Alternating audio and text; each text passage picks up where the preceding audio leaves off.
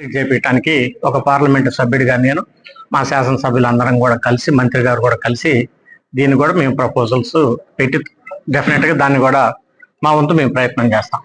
అదే రకంగా ఇప్పుడు దాదాపు మచిలీపట్నం పార్లమెంట్లో అన్ని నేషనల్ హైవే కనెక్టివిటీ జరిగింది, దాదాపుగా జరుగుతున్నాయి. ఒకటి పామరు నుంచి చల్లపల్లి వరకు రోడ్డు మాత్రం అది స్టేట్ హైవేలో ఉంది. దాన్ని కూడా ఇటువైపు నేషనల్ హైవే ఉంది, అటువైపు నేషనల్ హైవే ఉంది. ఇప్పుడు పామర్ ఎన్టీఆర్ స్టాచ్యూ దగ్గర నేషనల్ హైవే, అదే రకంగా చల్లపల్లి దగ్గర కూడా నేషనల్ హైవే. రెండు నేషనల్ హైవే కలిపేటప్పుడు పిఎం గతి శక్తి అనేటువంటి స్కీమ్ ద్వారా మనం ట్రై చేయొచ్చు.